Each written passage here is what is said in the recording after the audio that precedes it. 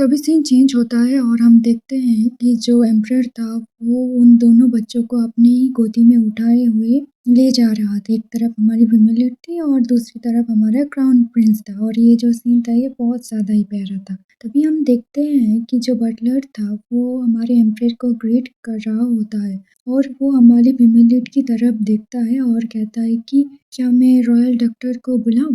और जो एम्परर था वो कहता है कि हाँ, और कहता है कि मैं अभी वैलेरिन को तुम्हारे हवाले छोड़ देती हूँ और एम्प्रेस और मेरी जो माँ है वो कहाँ पे है। तभी बटलर कहता है कि वो लोग ड्राइंग रूम में इंतज़ार कर रहे हैं और एम्परर कहते हैं कि ठीक है, तो फिर वैलेरिन को अपने कमरे में ले जाओ और डॉक्टर से उसे अच्छी तरह से चेक करने को कहना।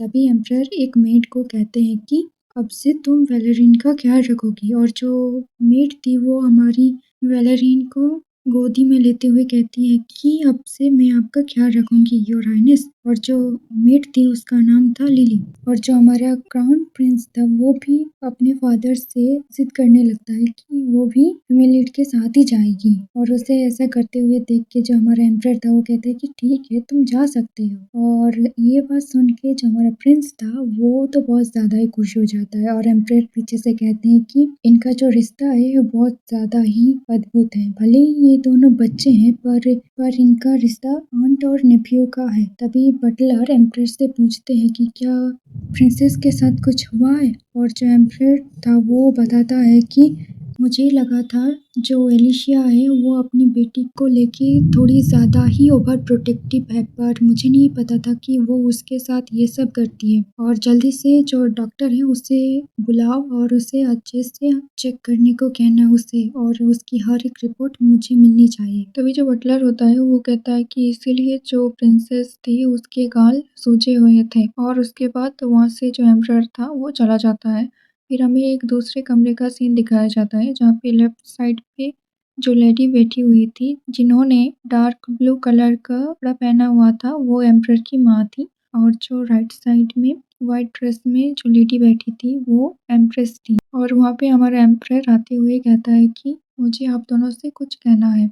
और तभी और जो एम्प्रेस थी वो कहती है कि क्या कुछ हुआ है और एलन तुम्हारे साथ क्यों नहीं है? तभी एम्परर कहता है कि मुझे आप दोनों से कुछ डिस्कस करना है। और तभी सीन चेंज होता है और हमारी फीमेल लीड को दिखाया जाता है जो वहाँ पे एक कमरे में बैठी हुई थी और उसके सामने ही एक मिरर रखा हुआ था जहाँ पे वो आपको देख रही होती है और वो जो उसकी मेट थी वो उसके घाव को देख रही होती है। और हमारी फीमेल लीड मन में सोचती है कि मैं अभी 9 साल की हूँ और मैं अपनी लाइफ के इस समय को भूल नहीं सकती। और वो याद करने लगती है कि जब सारे लोग रात में सो जाते थे तब वो चुपके से उस म्यूजिक बॉक्स को ऑन करती थी और गाने सुनते हुए इमेजिन करती थी क्या उसकी लाइफ ऐसे ना हो कि अगर एक हैप्पी फैमिली होती बिल्कुल उसकी फैमिली की तरह। पर वो हमारे प्रिंस को देखने लगती है और वो सोचती है कि उसने मेरे घावों को देखा और उसके बाद वो उससे माफ़ी मांगने लगती है। और जो हमारा प्रिंस था और वो ये सुन के कहता है कि क्या तुमने मेरे साथ कुछ गलत किया है? और हमारी फीमेल लीड कहती है कि तुमने मेरी वजह से कुछ ऐसा देखा जो तुम्हें नहीं देखना चाहिए था। तुम ज़रूर डर गए होंगे। तभी जो प्रिंस था वो कहता है कि तुम्हें माफ़ी मांगने की कोई ज़रूरत नहीं है और अगर अगर तुम मुझे कुछ कहना चाहते हो तो तुम मुझे थैंक यू कह सकते हो। और मेरी मॉम कहती है कि जो लोग दूसरों की मदद करते हैं वो लोग अच्छे बच्चे होते हैं। तो अगर तुम सॉरी की जगह थैंक यू कहोगी तो मुझे अच्छा लगेगा। और ये सुनने के बाद हमारी हीरोइन प्रिंस को थैंक यू कहती है उसकी हेल्प के लिए। और ये सुन के हमारा जो प्रिंस होता है वो बहुत ज़्यादा ही खुश हो जाता है। तभी कोई दरवाजे पे नॉक करता है और हमारा प्रिंस कहता है कि लगता है कि डॉक्टर आ चुके हैं और वो उसे अंदर आने को कहते हैं। और हमें रॉयल डॉक्टर को दिखाया जाता है जिनका नाम काइना रायन होता है।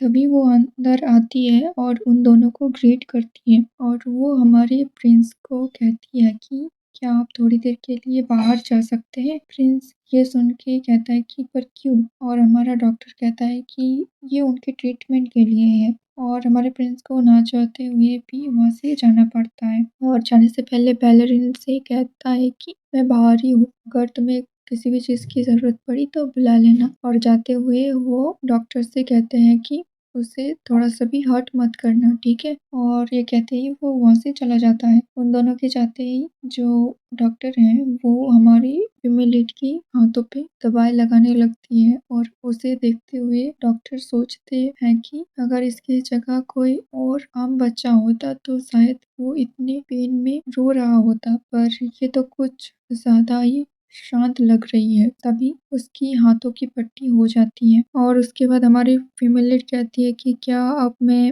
अपनी जो अंदर के घाव हैं, क्या मैं वो दिखाऊँ अब? और वो डॉक्टर से कहते हैं कि आप इसी वज़ह से तो आपने प्रिंस को यहाँ से बाहर निकाला। तभी जो डॉक्टर है वो कहते हैं, क्या तुम्हें पहले से पता था? कहते कि हाँ, मुझे पता है कि आप इन सब की रिपोर्ट एम्परर को देने वाले हैं, तो अब मैं अपने घावों को आपको दिखाती हूँ। और ऐसे कहते ही कि वो अपने कपड़ों के बटन खोलने लगते हैं, पर उसके हाथ थे वो बहुत ज़्यादा ही काँप रहे होते हैं और डॉक्टर फिर उसके हाथों को पकड़ते हुए कहता है कि कोई बात नहीं, मैं हेल्प करती हूँ। तो उसकी ट्रीटमेंट करने लगती हैं और उसके बाद उसकी पूरे जो शरीर में चोट थे, उसको देख के जो डॉक्टर थे वो बहुत ज़्यादा ही हैरान हो जाती है। फिर उसकी सारी मरहम-पट्टी करने के बाद डॉक्टर कहते हैं कि ठीक है, अब मैं चलती हूँ और हमारी फीमेल लीड कहती है कि थैंक यू। और वो जो डॉक्टर थी वो सारी रिपोर्ट लिखने के बाद एम्परर को भेज देता है, जहाँ पे लिखा हुआ था कि उसके जो शरीर में घाव हैं वो बहुत पुराने हैं और बहुत ज़्यादा ही उसके शरीर में चोट है। उसे बहुत ज़्यादा अब्यूज़ किया गया था और ये सभी वो